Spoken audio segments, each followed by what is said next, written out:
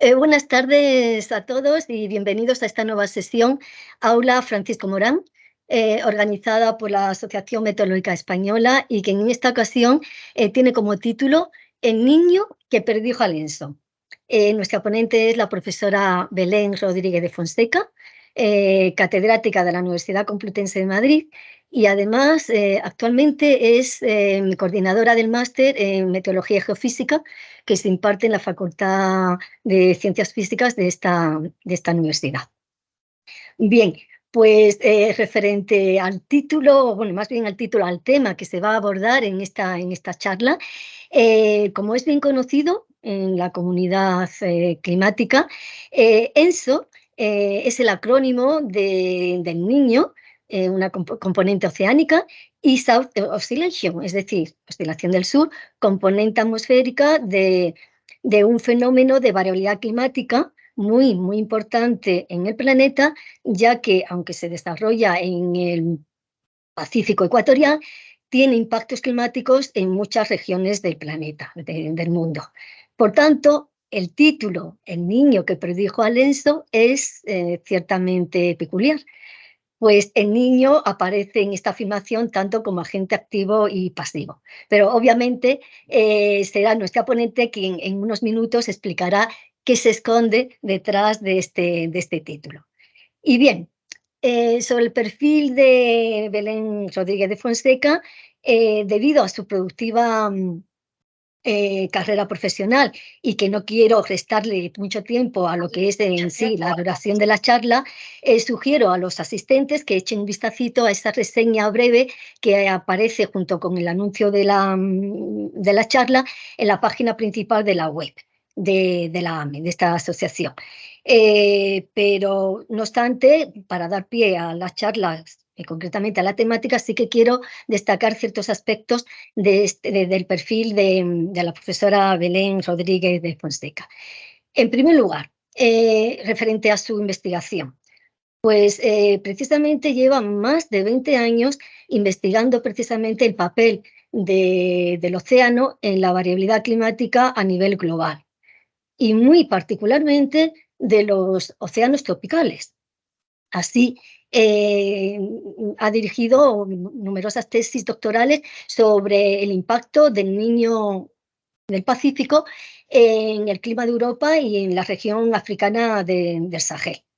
De aquí se ha derivado, de estas tesis doctorales, obviamente se han derivado numerosas publicaciones muy interesantes.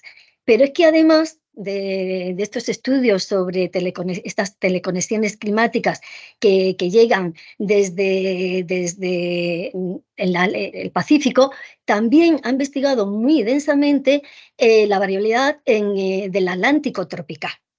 Y sobre esto ya no quiero decir más porque será la ponente la que seguro va a abordar este aspecto tan interesante de su investigación. Bueno, segundo aspecto que quiero destacar, pues es referente a los proyectos. Belén ha dirigido, no solo ha participado, sino ha dirigido bastantes proyectos, tanto nacionales como internacionales. Pero hay uno que particularmente quiero reseñar y es un proyecto en el ámbito de la cooperación internacional, que desde 2011 dirige con la universidad, o sea, dirige este proyecto y es una cooperación con la Universidad de Dakar, considerada como la más importante en Senegal. Y de esta colaboración, ya he dicho, desde 2011, y de esta colaboración ha dado muchos productos interesantes, como no solamente estudios, algunas tesis doctorales, ha permitido la visita de estudiantes senegaleses al departamento de la Facultad de Físicas de donde trabaja la profesora, pero es que además algo muy, muy interesante es que este proyecto ha permitido la instalación de una red de observación y de investigación interuniversitaria centrada precisamente en los impactos climáticos en la región del Sahel y muy especialmente en lo referente a aspectos tan decisivos en la sociedad y economía de la zona como es en la agricultura, en la pesca y en la salud. Y ahora el tercer aspecto, rápidamente, porque no me quiero olvidar también de una actividad muy importante que desarrolla Belén, que es la faceta divulgadora. Belén disfruta mucho divulgando meteorología, climatología, y lo hace colaborando con colegios, con institutos, con asociaciones. Y también un producto de esta inquietud por la divulgación es que precisamente fue la persona, en el departamento, fue la persona que tuvo la iniciativa de crear el taller virtual de meteorología, conocido como Meteolab, totalmente accesible desde la web para cualquier persona, que está basado en experimentos caseros bueno, y que simula pues, de una manera muy sencilla fenómenos meteorológicos y climáticos. Y este taller virtual pues, tiene mucha historia, o sea, está ahí en activo desde hace unos 20 años. Y esto es gracias a la colaboración muy persistente por parte de estudiantes del departamento, por parte de meteorología, del departamento de física de la Tierra y astrofísica, al cual pertenece nuestra ponente y que compartimos gratamente. Y ya sobre el perfil de Belén, ya no quiero decir más, pero sí tengo, antes de pasarle la palabra, tengo que hacer un recordatorio muy importante a todos los asistentes, especialmente a aquellos que quieran participar en el turno de preguntas que habrá después de la charla. Y es que todo este evento se está grabando y posteriormente estará grabado y accesible como vídeo en YouTube. Por tanto, aquellos que quieran luego participar, pero que por razones de privacidad no quieran que aparezca su imagen, pues nada, pues que participen, pero utilizando la voz o el chat. Si tampoco quiere que aparezca la voz, pues nada, pues se puede hacer perfectamente por el chat. Con lo cual, por favor, que este aspecto no limite la participación de los asistentes, que sin duda seguro que surgirán preguntas o curiosidades a formular a la profesora. Y ya está. Y por mi parte nada más, y paso la palabra a Belén Rodríguez de Fonseca, agradeciéndole mucho su generosidad al participar en esta actividad del aula Francisco Mora. Y esto es todo por mi parte. Belén, cuando quieras. Si puedes compartir la Sí, pantalla, Encarna. ahora, ¿lo estáis viendo? Yo te voy indicando, ¿vale? Sí, disculpad de los asistentes, pero ha habido un problema técnico, así que vamos a intentar sincronizarnos. Vale, gracias, Belén. Bueno, pues buenas tardes. Muchísimas gracias al Aula Francisco Morán y a todos los organizadores por invitarme. La verdad es que me hace mucha ilusión. Me ha pillado un poco en mitad de las clases corriendo y hemos hecho la prueba de sonido con ayer, pero hoy le hemos hecho la prueba de compartir y no sé qué ha pasado porque ayer funcionaba perfectamente y iba todo bajo control. No sé, cosas del directo. Pero bueno, Encarna me va a ayudar a pasar las transparencias. Y bueno, como habéis visto, el título es El niño que predijo a Lenzo. La verdad es que puede sonar un poco raro, ¿no? Como un niño va a predecirse a sí mismo. Bueno, pues ahora veremos que nos vamos a centrar en otro tipo de niño, un niño diferente que, bueno, que está dando mucho que hablar en las últimas décadas. Si me pasas a la siguiente, Encarna.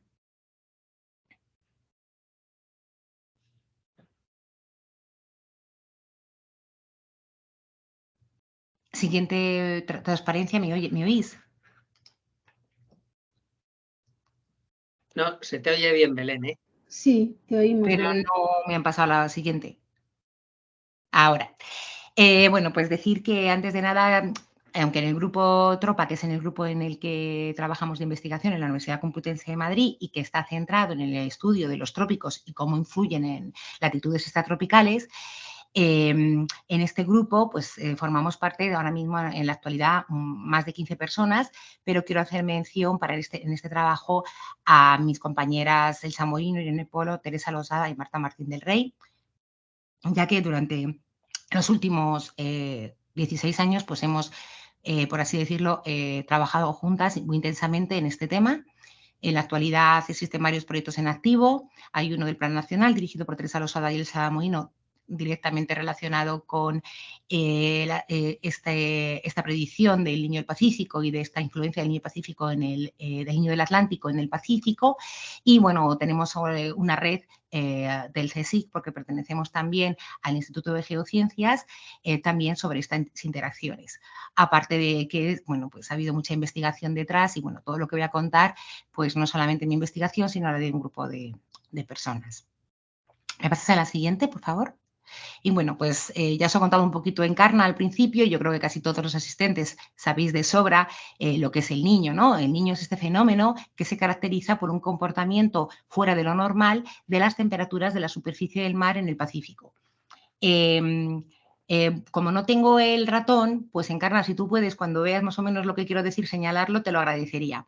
Entonces podemos ver a la izquierda los episodios pues, de la niña. La niña, como veis, es la fase contraria al niño, es un enfriamiento que puede llegar a valores por debajo de los 3-4 grados centígrados de la media. Hay niñas muy fuertes que han podido llegar a 8 grados por debajo de la media, pero son muy inusuales. Normalmente ya una niña de 3 grados por debajo de la media es mucho. El niño es la fase contraria y es un calentamiento. Los efectos pues, se notan a nivel global, sobre todo donde más fáciles de predecir es en los propios trópicos. Y bueno, pues todos sabemos cómo un niño pues, produce, debido al calentamiento, fuerte convección y produce pues, lluvias intensas en la parte este del Pacífico. Mientras que en la parte de Australia produce sequías. Todo por eso se ve en color verde todo el centro del Pacífico, en colores marrones pues toda la parte de Australia. La niña es lo contrario, pues hay una fuerte subsidencia sobre el Atlántico, sobre el Pacífico Oeste, que produce una falta de lluvias, mientras que hay un régimen mucho más húmedo pues, en Australia. Aquí es muy importante pues, el papel de la convección. Sabemos que cuando se calienta el océano por encima de una determinada temperatura, se alcanza un umbral en el que se produce una fuerte convección hacia esos de aire y se produce además una liberación de calor latente muy importante. Esta liberación de calor latente muy importante es responsable de una alteración de la circulación general de la atmósfera y, por lo tanto, se va a alterar todo el comportamiento normal de la atmósfera, no solo en esta región del trópico, sino también fuera, en los extratrópicos. Pásame a la siguiente, por favor. Entonces vamos a ver qué es esta liberación, ¿no? Porque claro, si tenemos aquí un niño, en la imagen de la izquierda estamos viendo un niño como el que tuvo lugar en el año 2015, donde se alcanzaron temperaturas en el Pacífico ecuatorial que llegaron casi a los 3 grados por encima de la media. Es decir, si normalmente pues, habría temperaturas pues, de 28, pues se pudieron alcanzar hasta 31 grados. ¿Qué quiere decir esto en términos de energía? Pues haciendo uso de una ecuación muy sencillita de la variación de energía debido a una diferencia de temperatura, pues podríamos decir que dada la capacidad calorífica del océano, que es al fin y al cabo es agua, pues cuando el agua es capaz de liberar una energía de 4.180 julios por cada kilogramo que eleva 1 grado su temperatura. Pero ¿cuántos kilogramos de agua hay en el Pacífico ecuatorial? Pues es un problema de masa, ¿no? Y de volumen. Tenemos una región inmensa, como es el Pacífico ecuatorial, que solo en los primeros, vamos a poner 100 metros, es capaz de almacenar una gran cantidad de energía. Esto es un problema que muchas veces en clase pues, he puesto y es muy sencillo, ¿no? Porque solamente hay que multiplicar la densidad por el volumen para sacar la masa, multiplicar por la capacidad calorífica del agua y por la diferencia de temperatura. Y si hacemos este cálculo, que lo tenéis ahí abajo, pues teniendo en cuenta pues, el área, ¿no? Un área de la caja azulita que aparece en la figura de las temperaturas del mar, pues ahí veis cómo haciendo este cálculo alcanzamos una liberación de energía de 4,18 por 10 a la 21 julios. Tener en cuenta que una bomba de Hiroshima fue del orden de 10 a la 18 julio. Luego estamos hablando de miles de bombas. Claro, no se liberan de forma automática, pero que es una liberación que que es la cantidad de calor que está contenido y de cantidad de energía que está contenida en el océano. Cuando se libera esta cantidad de energía, que lo vemos aquí, si os fijáis bien es un payaso, pero bueno, estoy intentando para no darle tanto dramatismo, es un payaso, pero estamos intentando ver pues, lo que es una bomba atómica, ¿no? Esa cantidad de energía, Cuando se libera, se produce una expansión de la atmósfera, por así decirlo. También produce una expansión y se produce convergencia del aire en superficie y en altura se producirá liberación, divergencia, ¿no? Y entonces la circulación divergente en altura lo que hará es que producirá un movimiento que alterará todos los sistemas de circulación, no solo en el trópico, sino en el extratrópico. Pasamos a la siguiente. Y aquí podemos ver un caso muy importante. Uno de los niños más famosos, más conocidos, fue el del año 97-98. Aquí podemos ver la típica imagen de satélite coloreada de la NASA a la izquierda, donde pues, está enfocándose a este fenómeno del niño por una imagen de satélite con estas anomalías tan fuertes que hubo durante este año. Podemos ver la evolución desde junio hasta diciembre, cómo se forman estas anomalías de temperatura del mar, primero en el este, más adelante en el centro, y hasta que en diciembre pues, hay unas anomalías muy potentes en el Pacífico. Voy a volver luego a la misma imagen para que la veamos de otra manera, pero ahora vamos a pasar a la siguiente transparencia y aquí nos podemos imaginar esa gran cantidad de energía. Pero ¿qué pasa? Que hasta el año 2007 o por ahí, pues 2006, 2007, que hay algunos artículos que empiezan pues, a elucubrar o a pensar que algo más había allí, la ciencia normal, pero que pensaba, era bueno, pues que el niño era el modo principal de variabilidad y que era el que controlaba la liberación de energía debido a las dimensiones del Pacífico, ¿no? Y que cuando en predicción estacional, para ver la modificación que podría haber en las masas de aire de unos años a otros, pues el que iba a dominar iba a ser el niño. Y esta ciencia normal no pensaba en la interacción de ninguna otra cuenca. Entonces, lo que se centró casi todos los centros de investigación fue en estudiar los impactos del niño del Pacífico en el clima global.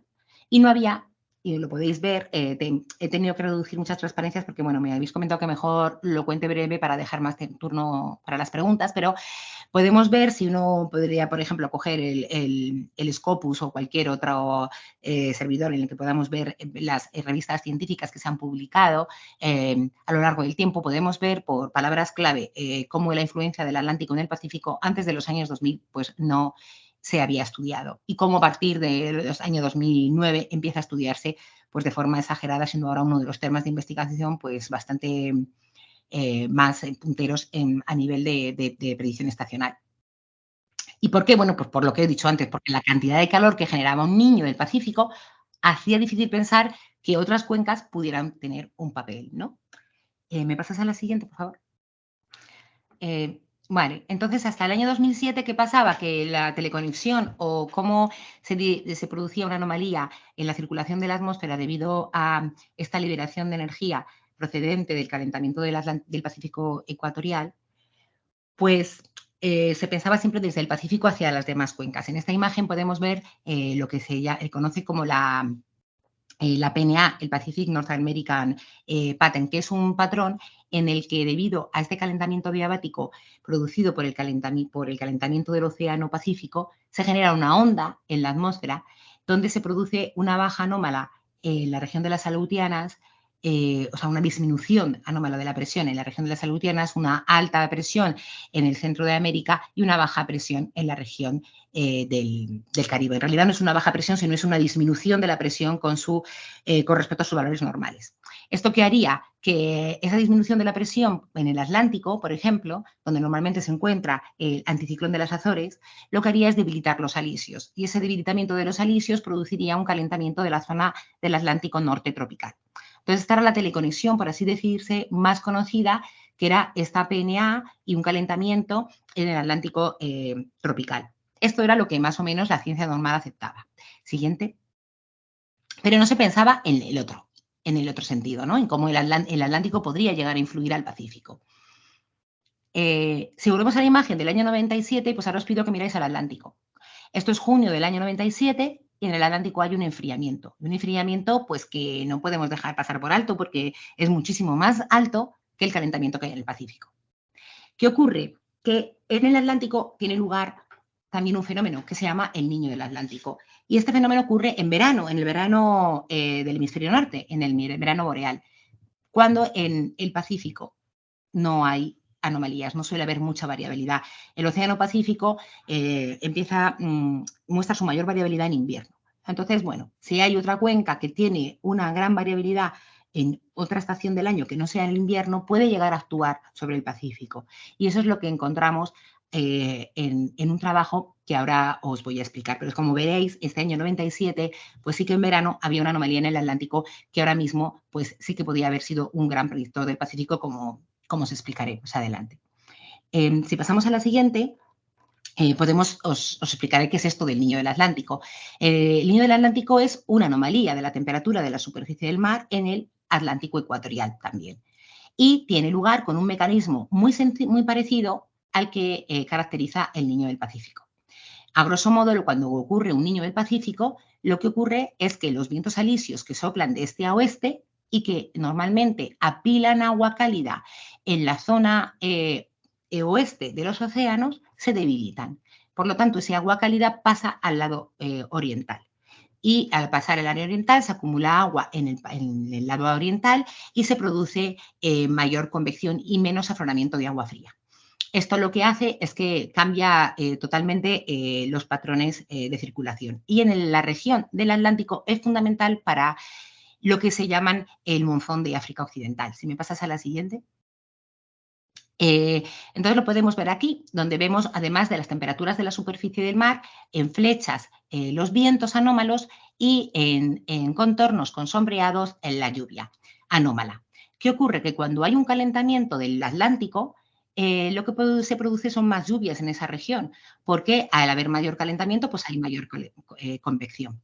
Además, cuando hay calentamiento y hay mayor convección, hay una bajada de presión que produce una convergencia del aire en superficie, que lo podemos ver en las flechas con que están convergiendo. Entonces, esta convergencia de aire en superficie con un calentamiento anómalo produce mayor convección en el Atlántico. ¿Y qué ocurre? Que normalmente lo que pasaría es que este agua estaría más fría porque los alisios serían muy fuertes. Y al estar más fría este agua, lo que haría es que habría un contraste entre la Tierra, que estaría muy cálida debido a que se encuentra en verano en el hemisferio norte, y el océano. Y esto haría que la zona de convergencia intertropical se desplazara hacia el norte. Eso es lo que pasa normalmente, y se llama monzón de África, y produce lluvias en el Sahel. Y son las pocas lluvias que tienen en el Sahel en los meses de julio y agosto. ¿Qué ocurre? Que cuando se calienta el océano Atlántico ecuatorial, no se produce esa subida hacia el norte de la zona de convergencia intertropical y la precipitación ocurre en el Ecuador y no se desplaza hacia el norte. Y esto se debe al Niño Atlántico. Y bueno, ya se sabía, esto era un tema que se sabía, y gracias a un proyecto europeo en el que trabajamos, decidimos estudiar más a fondo esta influencia del Atlántico ecuatorial en el monzón. Siguiente. Entonces, ¿qué nos pasó? Que nos pusimos a trabajar con datos. Bueno, nos pasaron datos de precipitación, diferentes bases de datos, diferentes metodologías para medir los datos de satélite frente a datos de estaciones, frente a datos sobre tierra, frente a datos sobre mar, y encontramos un resultado bastante curioso que aparece a la izquierda, y es que dependiendo del periodo, en el periodo antes del año 78, veíamos lo que os acabo de contar, que si había un calentamiento anómalo de las temperaturas del mar en el Atlántico ecuatorial, llovía más, que se ven franjas azules a la derecha, en la región justo por encima de ese calentamiento. Y llovía menos, que son la franja roja, en la región del Sahel. ¿Y qué vimos bajo nuestra sorpresa? Cuando analizábamos datos desde el año 79 al 98, que eran datos de satélite, y era que se producía más lluvia. Y con este modo ecuatorial, el modo era un poquito distinto, había más lluvia en toda la región. Y entonces, bueno, pues al principio pensábamos que se debía a la acción del cambio de la base de datos y al final, pues después de muchas discusiones científicas e intentar pues publicar nuestros artículos, encontramos que aquí había un fenómeno que estaba teniendo lugar y que no se sabía hasta entonces. Y era que si miráis a la derecha las figuras de la temperatura de la superficie del mar asociadas a este aumento de la precipitación en el Sahel, no solo hay anomalías en el Atlántico ecuatorial, sino que también hay anomalías en el Pacífico. Eso que en verano, si vemos a la figura de junio, julio, agosto, septiembre, se ven anomalías en el Atlántico ecuatorial, pero también en el Pacífico. Si pasas a la siguiente. Esto dicho de otra forma, a la siguiente, perdona, creo que son dos más adelante, es que no lo tengo aquí, esta, es esta. Esto dicho de otra forma es que era que desde el año 79, cuando aparecía un niño atlántico, en verano, que es la figura de abajo a la izquierda, pues a la vez había anomalías frías en el Pacífico. Estaban anomalías cálidas en el Atlántico con anomalías frías en el Pacífico. No podíamos ver al Atlántico ecuatorial como un fenómeno aislado. Sin embargo, si tomábamos las temperaturas del mar en años anteriores, por ejemplo, la década de los 50, 60, 70, y mirábamos cómo eran los niños del Atlántico, no aparecían anomalías en ninguna otra cuenca. Pero aún más, lo que encontramos fue que si relacionábamos este niño del Atlántico con lo que ocurría en el siguiente invierno, desde los años 40 a los 80, que es la de arriba a la derecha, pues no había nada. Es decir, el niño del Atlántico de verano, no producía nada en invierno. Pero si lo relacionábamos con en el siguiente periodo, desde los años 70, aparecía una niña bien desarrollada. Esto nos hacía pensar que había una correlación o una relación entre lo que pasaba en el Atlántico y en el Pacífico. Y bueno, pues en el grupo, pues en ese momento, aunque teníamos un modelo del modelo de UCLA de Los Ángeles y podíamos hacer simulaciones, no podíamos hacer simulaciones acoplando el océano Pacífico, porque lo que queríamos ver era si realmente el niño del Atlántico podía generar una niña en el Pacífico. Entonces nos pusimos en contacto con Fred Kucharski del ICTP y ejecutamos un modelo en el que lo que hacíamos era poner las temperaturas de la superficie del mar en el Atlántico y dejar libre, ejecutar un modelo libre en el Pacífico y ver qué se generaba en el Pacífico bajo el forzamiento atlántico. Y lo que encontramos en aquel artículo es que efectivamente, por las anomalías que se generaban en el Atlántico, se podía producir el invierno siguiente un niño en el Pacífico. Es decir, que un niño del Atlántico era capaz de disparar una niña en el Pacífico, pero con 6 meses de antelación. Eso era una cosa que era un resultado bastante sorprendente, nos costó muchísimo publicarlo, porque lo que nos estaba diciendo es que el gran protagonista de la historia, que era el niño del Pacífico, se podía predecir 6 meses antes. Siguiente.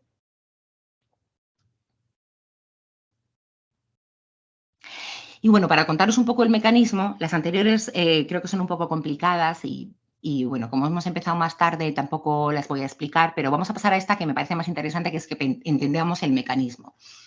En la figura de la izquierda tenemos una variable que se llama el potencial de velocidad. Y el potencial de velocidad nos va a dar una idea de la divergencia o convergencia de las masas de aire, pero está en 200 hectopascales, con lo cual es en altura. Si nos imaginamos un sistema convectivo, lo que ocurre es que produce convergencia en superficie y divergencia en altura, ¿no? Es baroclínico y produciría esta divergencia en altura. Esa divergencia se puede ver con colores azules en el campo de velocidad, de potencial de velocidad. Y la convergencia se puede ver con colores rojos. Entonces, ¿qué vemos en verano? En verano vemos efectivamente que hay en altura divergencia porque hay mucha convección, porque hay un niño del Atlántico, y como en el Pacífico lo que hay es una convergencia. El aire está convergiendo y se está produciendo una subsidencia. Esta subsidencia que se produce sobre el Pacífico, si vamos al campo de viento, en superficie es divergencia, ¿no? Es una célula, luego si converge, no sé si me veis a mí con las manos, pero si converge, diverge en superficie.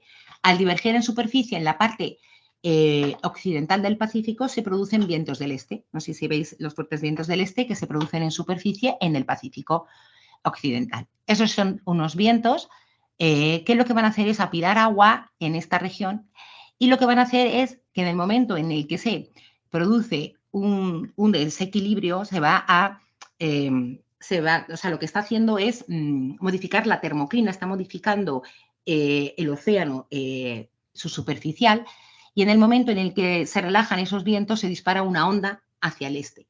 Es una onda que lo que va a hacer es levantar el agua del fondo, va a ir levantando el agua del fondo fría a lo largo del Pacífico, y si vemos en la imagen inferior, ese levantamiento del agua se ve con colores azules, que quiere decir que está produciéndose un fenómeno de la niña en el Pacífico, 6 meses más tarde. Es decir, la subsidencia anómala que produce el cambio en la convección en el Atlántico produce vientos del este muy fuertes en el Pacífico ecuatorial que disparan ondas en el océano que generan una niña. Este mecanismo, esta figura es observada, pero se pudo con el modelo dejando libre el Pacífico y solo forzando con el Atlántico, se pudo demostrar. Y no solo se pudo demostrar en este artículo nuestro del año 2009, sino que más adelante centros como el Max Planck, y que tenían en el ECAN Model en aquel momento, el modelo ECAN, y otros centros reprodujeron el mismo resultado, lo cual, bueno, pues al principio pues era un poco como fue como un poco incómodo que estuvieran repitiendo lo mismo, pero al final en realidad es un orgullo porque están repitiendo lo mismo y con mejores modelos y obtenían este resultado. Siguiente. Pero, bueno, aquí podemos verlo de otra forma, con los vientos es un poco el mismo mecanismo, es un corte en la vertical y he puesto en una raya verde, en una flecha verde el mecanismo, ¿no? Entre 0 y 60 grados este tendríamos el Atlántico, hay movimientos ascendentes y luego vemos esa subsidencia sobre el Pacífico. Pasamos a la siguiente. Y aquí sería en la siguiente pues un esquema de nuevo que es, bueno, pues hay un cambio en la circulación de Walker, que sería el punto 1, que produce esos vientos del este anómalos, que cambian la configuración en el océano de la termoclina, la levantan con una onda y se genera este enfriamiento del Pacífico. Siguiente. Pero ¿qué pasó? Que nos dimos cuenta que este resultado, y volvemos anteriormente a lo que os contaba, ocurría solo desde los años 70. ¿Por qué desde los años 70? Ahí hubo mucha discusión si se debía a que era cambio en los datos o por qué se podía llevar. Y entonces ahí empezamos también a investigar por qué había un cambio. Entonces, si pasamos a la siguiente, podemos ver que hay diferentes cambios a nivel de cabal en el océano desde los años 70. Y también hay cambios en la estructura del modo ecuatorial. Entonces, en las dos primeras transparencias podríamos ver cómo es la estructura espacial del Niño Atlántico en dos periodos de tiempo distintos. Uno que se corresponde con lo que se llama la oscilación multidecadal del Atlántico negativa, que ahora os explico lo que es, y otro es el que ocurre durante la oscilación multidecadal del Atlántico positiva. ¿Qué quiere decir la oscilación del Atlántico multidecadal negativa, que es la de arriba? Pues que el océano Atlántico, todo el hemisferio norte, está más frío que el hemisferio sur. Cuando el hemisferio norte, todo el océano, está más frío que el hemisferio sur, tenemos una AMO negativa. Y durante esas décadas ocurre un Niño Atlántico como el que aparece en la figura. Mientras que cuando el AMO es positiva, que es el hemisferio norte más caliente que el sur, ocurre otro Niño Atlántico distinto.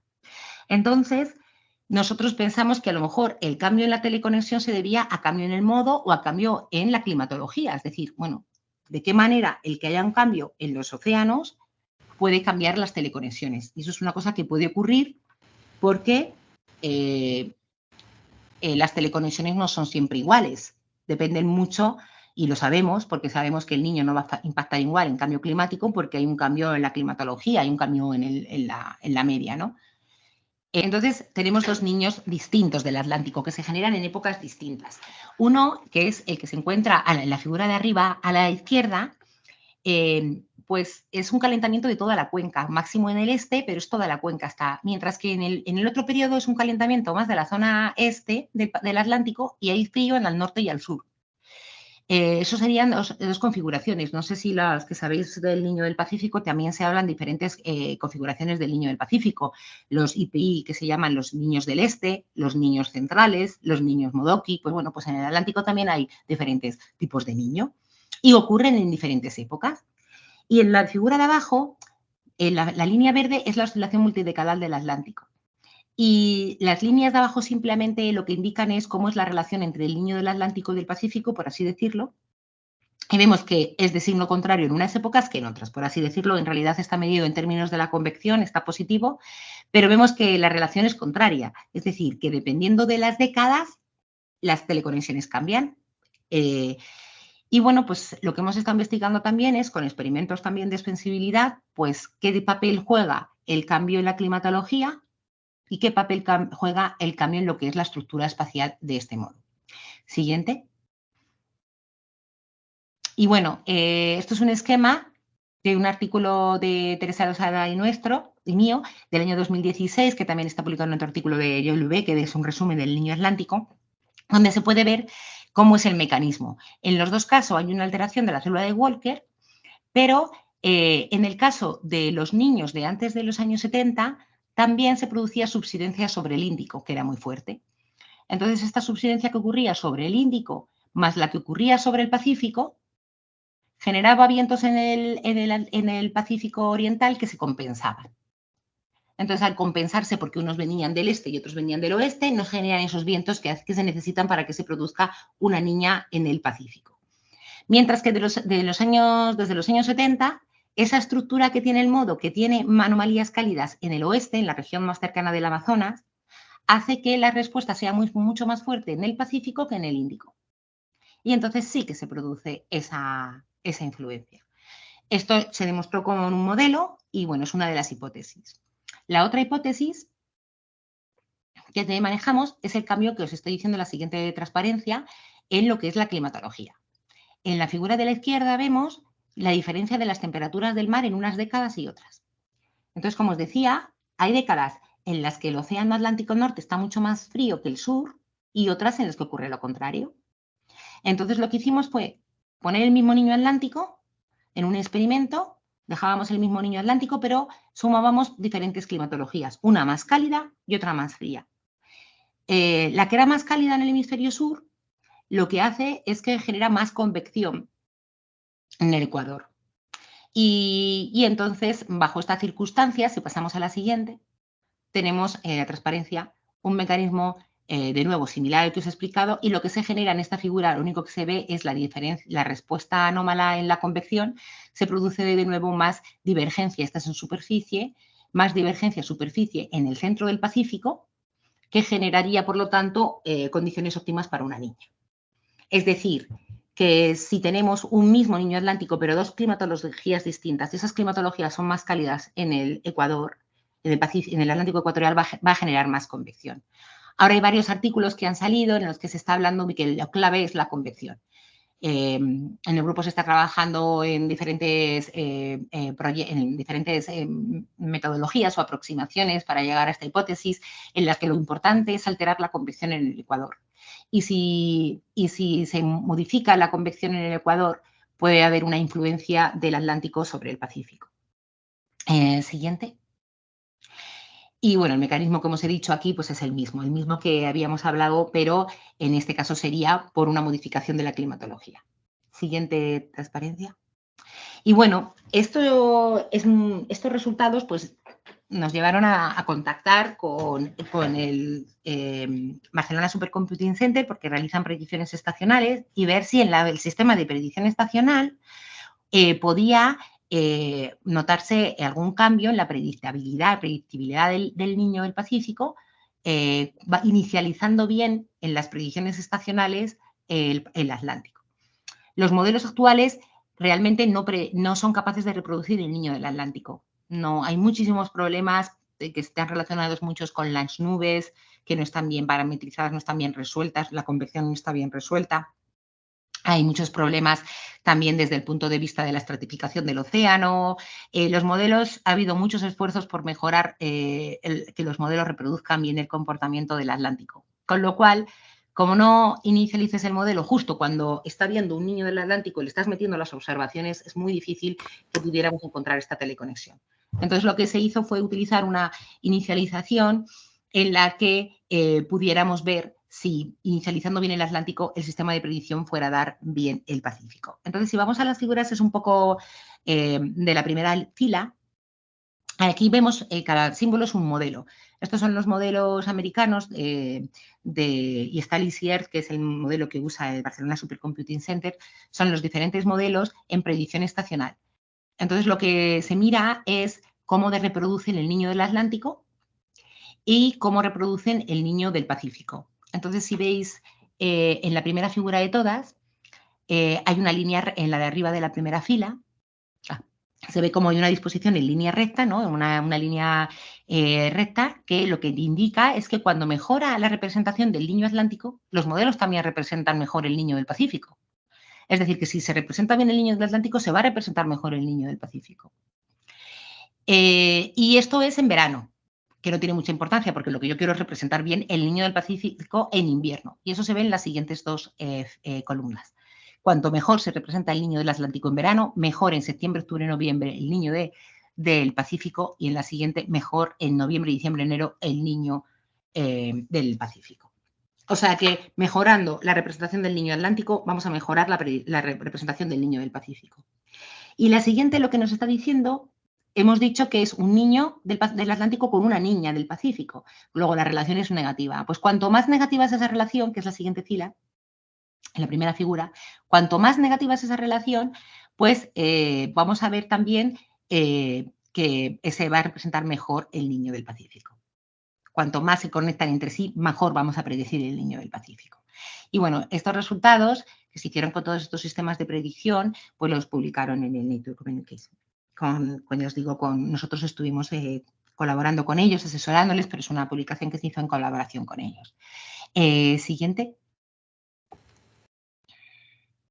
Y bueno, ya para acabar, porque ahora mismo ya os digo, tenemos varios proyectos en curso, estamos trabajando en este tema, pues bueno, pues nos llega bastante de orgullo de haber participado en una publicación y además haber sido miembros de un panel que hay a nivel de Claybar. Claybar es una... Bueno, Claybar emprende del World Climate Research Project, del proyecto mundial de investigación del clima, que prende a su vez de las Naciones Unidas, ¿no? Entonces, este programa tiene varios subprogramas, uno de ellos es Claybar, y Claybar ha creado una red para estudiar estas interacciones entre trópicos y entre los océanos. Y además se publicó en Science no solamente de estos resultados de cómo el Atlántico era capaz de influir en el Pacífico, sino cómo en realidad se abría un nuevo paradigma de investigación en el que ya no podemos hablar solo del Pacífico. Ahora hay muchos investigadores, yo solo he hablado del Atlántico ecuatorial en el Pacífico, pero hay muchas investigaciones en curso en cómo el Índico influye en el Pacífico, en cómo el Atlántico norte subtropical influye en el Pacífico, cómo el Índico influye en el Atlántico, y cómo todas las cuencas oceánicas no se pueden ver de forma aislada, sino que se pueden ver en conjunto. Y bueno, este es un artículo, como os digo, publicado en Science, donde se habla de estas interacciones pantropicales en el clima. Siguiente. Y bueno, también hemos participado en un capítulo de un libro del profesor Carlos Roberto Mechoso sobre la interacción entre climas, hablando pues, de estas interacciones entre la variabilidad del Pacífico y del Atlántico. Y ya la última, pues esta es la red Claybar, por si queréis ver, bueno, pues la red Claybar ahora pues en la EGU, en la AGU, ahora en el Ocean Science Meeting, pues hay sesiones sobre esta Tropical Basin Interaction, sobre estas interacciones entre las cuencas tropicales, que es muy importante considerarlas y que hay que se abre un nuevo paradigma, como digo, de investigación, donde ya no podemos considerar las cuencas de forma individuales. Y también uno de los aspectos en los que más estamos investigando en nuestro grupo de investigación es por qué varía, por qué a veces sí que todas las cuencas se conectan y todas interaccionan con todas y por qué a veces cada cuenca aparece aislada y se considera su interacción de forma aislada. El hecho en sí de que aparezcan de forma conjunta tiene muchos impactos y uno de ellos que me gustaría remarcar es, por ejemplo, el poder producir que un niño del Pacífico o una niña del Pacífico persista. De hecho, durante los años 2021 y 22 habréis que ha habido 3 niñas seguidas en el Pacífico. Si ahora, cuando acabe la charla, os queréis meter en cualquier página de estas de dibujos de imágenes de satélite de las SSTs o de la NOAA y dibujar las temperaturas del mar, veréis que en los 3 eventos había un niño del Atlántico. Entonces, merece la pena investigar esto más a fondo. También es importante investigar que cuando están las dos cuencas, como os contaba antes, en el Sahel llueve más. Y bueno, en ese sentido estamos dirigiendo un trabajo porque hemos visto que los ciclones extremos que tienen lugar más en la región no del Golfo de México, sino más pegados hacia África, esos ciclones, que además muchos de ellos podrían hasta desviarse hacia nuestras latitudes, son más intensos cuando hay esta interacción entre las cuencas, pero en el sentido de una niña del Pacífico con un niño en el Atlántico. Y bueno, y hay muchísimos más impactos que la interacción entre estas cuencas, no solo predecir la niña, sino también el hecho en sí de que estén juntas las cuencas produce sobre las teleconexiones y sobre la predicción y sobre la variabilidad a nivel estacional. Y con esto pues os dejo y muchísimas gracias. Muchas gracias, Belén. Vuelvo a pedir disculpas a los asistentes por la coordinación técnica, pero bueno, pues nada, es que tienes directo. Bueno, Pues, a ver, es el momento de hacer preguntas a la ponente, a ver si se anima alguien. Mientras tanto, bueno, pues voy a preguntar algo al respecto. Ah, bueno, pues sí, mira, tenemos aquí a alguien. Vamos a ver. Esto pido a Cristian González. Sí, muchas gracias, Ricardo. Muchas gracias, Belén, por tu excelente trabajo. Muy interesante, la verdad. Lo que quería es preguntarte, entre las especulaciones que tú puedes tener dentro de, claro, mencionas que se necesita hacer mucha más investigación para evidenciar más estas tres conexiones, pero ¿tú por qué piensas que podrían darse estas conexiones más duraderas, como la niña que tuvimos hace poco, de 3 años seguidos en el Pacífico? Claro, lo mencionas con el Atlántico, pero tal vez has visto algo en algunas otras cuencas que también han influido en este sistema global, o más bien eso está también por investigarse o por descubrir.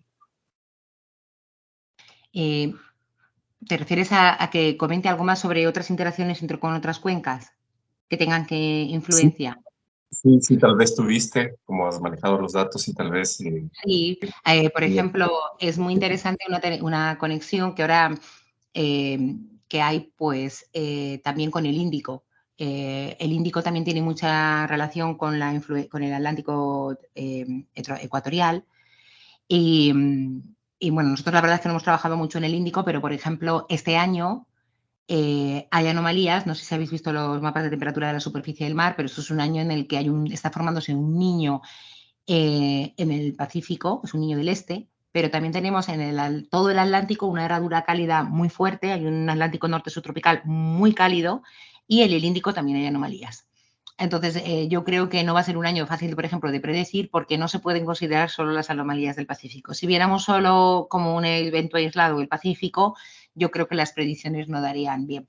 Y bueno, por ejemplo, hay un Mediterráneo también muy cálido. Ya se ha visto cómo ha influido, pues, en la catástrofe que ha ocurrido en Libia en estos pasados días. Y sí que hay una relación, ¿no?, entre todas ellas, y que sería importante, pues, estudiar. Y pueden afectar a Europa, pueden afectar a Estados Unidos, a África, a América, etcétera. Gracias, Cristian, por tu pregunta. ¿Alguien se anima más en cuanto a alguna curiosidad? Bueno, pues mientras formulo yo una pregunta. Precisamente lo has comentado ahora, Belén, respecto a posibles impactos en el Mediterráneo. ¿Tenéis algún caso ya investigado en el que de alguna manera estas teleconexiones oceánicas, bien de una manera directa o indirecta desde el Pacífico, ha influido en la variabilidad del Mediterráneo? Sí, de hecho, hay un artículo de Teresa Losada, que lo hizo durante su tesis doctoral, y que luego no hemos seguido en ello y deberíamos de seguir trabajando en ello, en el que se ve que la influencia del Pacífico, considerando o no el niño del Atlántico, es distinta sobre la región mediterránea, afectando distinto al régimen de lluvia. ¿Algún caso, algún evento en particular, recuerdas? No lo tengo aquí a mano. La publicación pero la teleconexión, donde más va a afectar esta interacción entre cuencas a nivel de impactos, es más en los trópicos.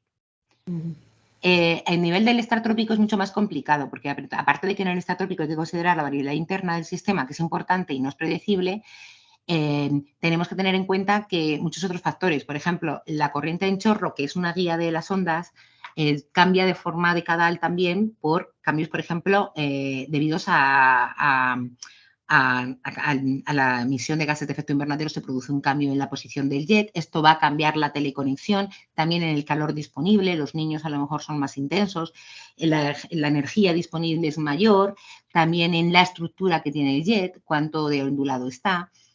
La estructura, o sea, hay muchísimos factores que hay que ir analizando uno a uno para ver qué es lo que hace que a veces todas las cuencas interaccionen, a veces no.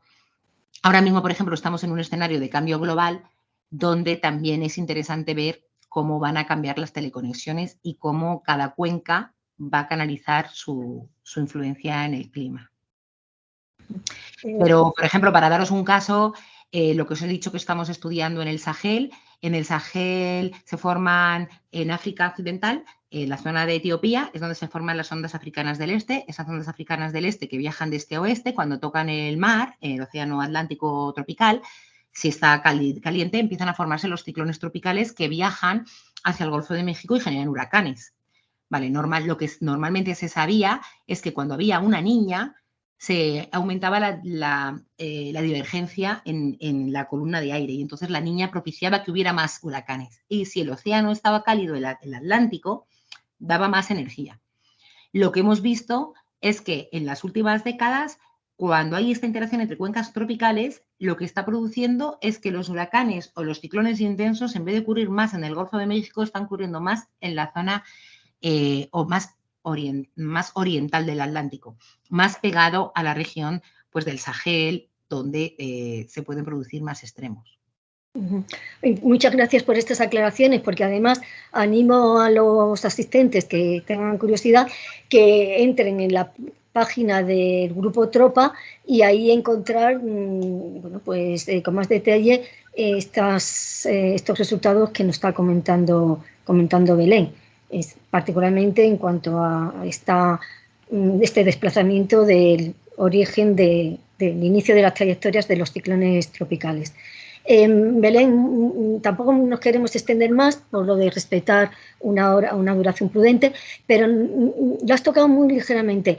Aprovechando la experiencia que existe con la Universidad de Dakar, ¿algún resultado interesante en cuanto a algún niño o niña del Atlántico que haya afectado de una manera específica, por ejemplo, en la agricultura o a nivel de algún tipo de enfermedad, en desarrollo o proliferación de alguna epidemia o algún efecto en la pesca? O sea, algo concreto que realmente afecta a la vida día a día de los ciudadanos.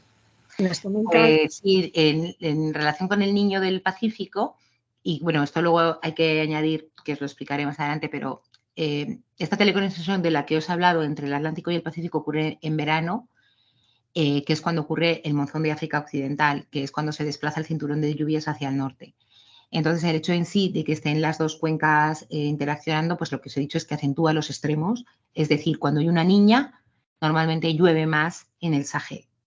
Y al llover y la acción combinada con el Atlántico hace que sea más extrema. Más adelante, en los meses de febrero y marzo, lo que ocurre es que debido a la posición del anticiclón de las Azores se generan unos vientos del norte muy potentes en la costa. Estos vientos muy potentes del norte lo que generan es, debido a Coriolis y la rotación de la Tierra, que se separe el agua de la costa y aparezca agua del fondo, que es muy rica en nutrientes. Y ocurre lo que se llama el afloramiento costero. Este afloramiento costero hace que la región de África Occidental, su costa, sea de las más productivas del planeta. Porque en el planeta lo que tenemos es 4 grandes afloramientos pesqueros, que son California, Perú, Namibia y Senegal, bueno, también Somalia, pero bueno, el mecanismo no es tan similar, que se produce por estos vientos, ¿no? Bueno, pues cuando hay un niño se debilitan los vientos y hay menos afloramiento. Cuando hay una niña se fortalecen estos vientos y hay más afloramiento, que tiene una repercusión también sobre la pesca. Y finalmente lo que hemos hecho es ejecutar modelos de dinámica de poblaciones aplicados, por ejemplo, a las enfermedades vectoriales como la malaria, y hemos visto que cuando hay una niña se producen más lluvia. Esta lluvia lo que genera es más charcos donde, bueno, pues se ponen los huevos los mosquitos, el mosquito anófeles, y hace que haya una mayor epidemia, o por decir nuevos casos, ¿cómo se llamarían? Outbreak, ¿cómo se llaman? Hay nuevos casos de malaria. Entonces sí que hemos estado trabajando en colaboración con otros grupos en Liverpool, que tienen un modelo de Liverpool, el Liverpool Malaria Model de malaria, en ver la relación entre la proliferación de la malaria, la incidencia anómala de la malaria y estas teleconexiones debidas al océano. Gracias. José Prieto, por favor. Sí, gracias, Belén, por la presentación. Yo era una curiosidad muy genérica sobre el mecanismo de las teleconexiones, ¿no?, entre cuencas. Me quedo con la impresión de que esa transferencia de energía que nos hablabas al principio, de grandes cantidades de bombas atómicas, se produce entonces a través del aire, ¿no? Es algo que se transmite a través de convergencias y divergencias del aire, ¿no? Y me llama mucho la atención, ¿no? Porque son esas grandes, ese gran número de julios, ¿no? Sí, porque lo que importa también es la persistencia, quiero decir, lo que importa también es la inercia térmica del agua y lo que le da el valor predictivo al océano. O sea, el océano cuando se calienta tarda mucho tiempo en enfriarse y va liberando esa cantidad de energía poco a poco. Pero nosotros sabemos con tiempo de antelación que cuando se ha almacenado esa gran cantidad de energía, la va a ir liberando. Sabemos cuánta va a liberar, porque a la vez que va perdiendo calor latente, ¿no?, pues se va enfriando el océano. Y eso es que una vez que está en frío, pues pasa de fase niño a fase niña, ¿no? Pero tiene que haber, claro, anomalías. Quiero decir, se transmiten por el aire, pero tiene que haber una fuente. De hecho, eso, por ejemplo, cuando uno mira la oscilación del Atlántico Norte o cualquier serie temporal, nosotros en la asignatura de análisis de series, de la parte de análisis de series temporales en análisis de datos en el máster, pues muchas veces es muy interesante ver una serie temporal. Entonces, tenemos una serie temporal que puede estar variando mucho, pero si ves que hay persistencia, si ves que durante muchas décadas se encuentran en el mismo signo las anomalías, quiere decir que algo lo está forzando. Normalmente suele ser por las escalas temporales en las que se maneja el océano, o sea, que tiene que haber una fuente. Entonces, se transmiten por el aire, pero tiene que haber una fuente persistente, que en este caso serían las anomalías oceánicas. Aclarado, ¿no? Espero. Carlos Geijo, por favor. Sí, hola. Gracias por la presentación, Belén. Mi cuestión está relacionada con el hecho de... ¿me oyes bien? ¿Sí? Se oye bien, se oye bien. Esta cuestión de la temperatura global, del registro de temperatura global en superficie, que, bueno, este año parece ser que se ha vuelto a batir el récord, y hablaban de que podía estar influido también por el hecho de que este año ha habido un fenómeno del Niño bastante intenso. Entonces, sobre esta cuestión de cómo afecta al niño, si se ve claramente en el registro de temperatura global o media en superficie. Supongo que tiene que tener un impacto. Entonces, claro, ¿no sería más natural comparar niño con niño? O sea, porque si estamos hablando de que este año ha sido un récord, pero sabemos a la vez que estamos en un episodio del Niño intenso, pues la comparación no es muy, digamos, fair, ¿no? Bueno, ¿qué puedes decir de esto? Muchas gracias. Sí, si tuviera un lápiz y un papel, te lo dibujaría, porque es una duda que suele plantearse bastante, ¿no? Nosotros tenemos la subida de las temperaturas, la tendencia, ¿no? Y la realidad, no sé si se me ve mi cara en mis manos. ¿Se me ve a mí hablando? Sí, Belén. Pues en realidad lo que tenemos es unas temperaturas globales, ¿no?, que van ascendiendo, ¿no?, por el cambio climático. Pero no ascienden en línea recta, ascienden con subidas y bajadas. Lo que está pasando este año es que esa subida es más subida. Dentro de que está subiendo una escalera que es el cambio climático, si hay una niña, sube menos. Si hay un niño, sube más. Igual que si hay un volcán, sube menos, porque los volcanes producen enfriamiento, bueno, en la troposfera. O si hay algún tipo de fenómeno natural que produce que este aumento de las temperaturas pues se relaje o se fortalezca. En este año, debido a la liberación de calor latente que se produce en la atmósfera por un fenómeno del Niño, ¿no?, porque cuando hay convección y condensación se libera calor en la atmósfera, se produce un calentamiento de la atmósfera, pues va a haber, si promediamos las temperaturas de la atmósfera, va a haber más calentamiento. Pero es dentro son dos señales distintas. Una es la tendencia. Entonces, ¿este año se va a notar más el calentamiento global? Sí, porque le estamos sumando un extra que es un fenómeno que es el Niño. Pero el año que viene, si pasa niña, se notará un poco menos. ¿Qué pasa? Que ahora cada vez los niños, bueno, esto es otro tema que está bajo discusión, todavía no está muy claro, que si los niños y las niñas cada vez van a ser más o menos intensos o más o menos frecuentes. Parece que tienen más intensidad y más frecuencia. No sé si te ha aclarado.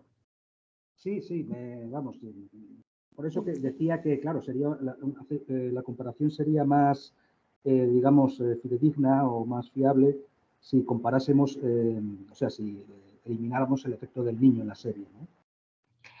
Sí. Bueno, de hecho es que nosotros, cuando se hacen los cálculos, muchas veces, o sea, en la serie observada sale eso, pero cuando hacemos a lo mejor análisis ya más de tipo de investigación, lo que hacemos es filtrar la serie. Quitamos las altas frecuencias de las bajas. En las bajas queda el cambio climático o la variabilidad de Cadal y en la alta frecuencia nos quedamos solo con lo que es el niño. La variabilidad interanual, que puede ser el niño, la NA, bueno, otros fenómenos que son de otra escala. Entiendo. ¿Y de qué orden es la contribución del niño? O sea, ¿hay alguna estimación en términos de cuantitativos? Sí que la hay, pero ahora mismo no la recuerdo, pero sí, se podría calcular porque sí que existe calentamiento adiabático que se genera en la atmósfera por un niño y se podría restar del... Sí, lo puedo buscar y, bueno, si me dice Encarna tu email, pues te puedo mandar un artículo, pero sí que se ha hecho... Solo curiosidad, no estoy en este... Es muy interesante todo esto de los modos de la atmósfera y tal, pero no estoy en ello. Pero bueno... Sí, pero bueno, sí que se hacen estudios en los que se distingue, ¿no? Porque también veo que son modos fundamentalmente restringidos a la zona ecuatorial, ¿no? Bueno, otra cuestión que yo recuerdo que se debatió mucho durante, bueno, que supongo que sigue siendo una cuestión a debate, es la influencia sobre las zonas extratropicales, ¿no? Del fenómeno, de estos fenómenos que tienen lugar en los mares tropicales. Sí, claro.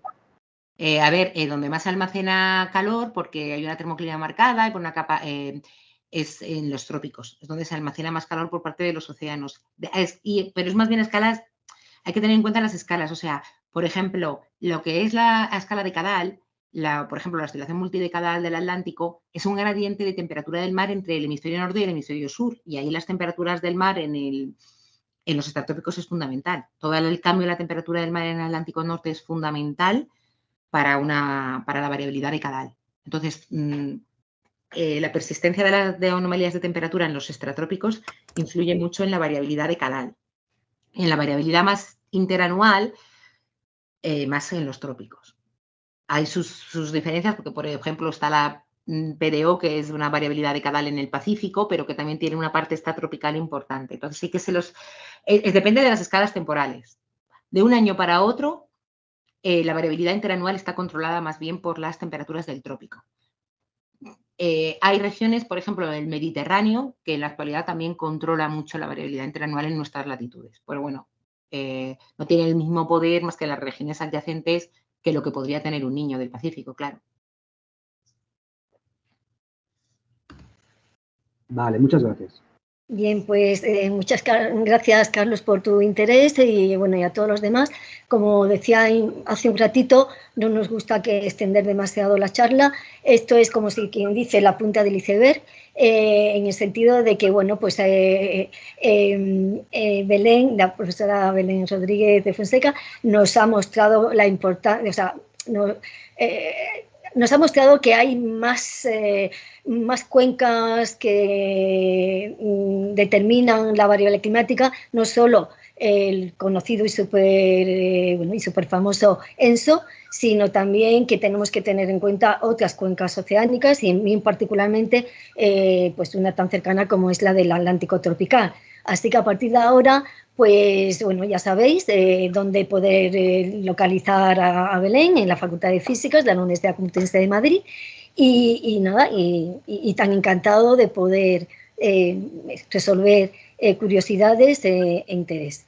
Así que una vez más, gracias a todos por vuestra asistencia. El tiempo de todos es muy importante, así que una vez más, pues eso, animaros a continuar participando en estas sesiones del Aula Morán. Y Belén, de nuevo, muchísimas gracias porque somos muy conscientes de que tienes muchas tareas y nada, y has sido muy generosa por tu parte dedicarnos este tiempo. Y nada más, hasta la próxima y nada, pues adiós a todos. Adiós. Adiós. Gracias.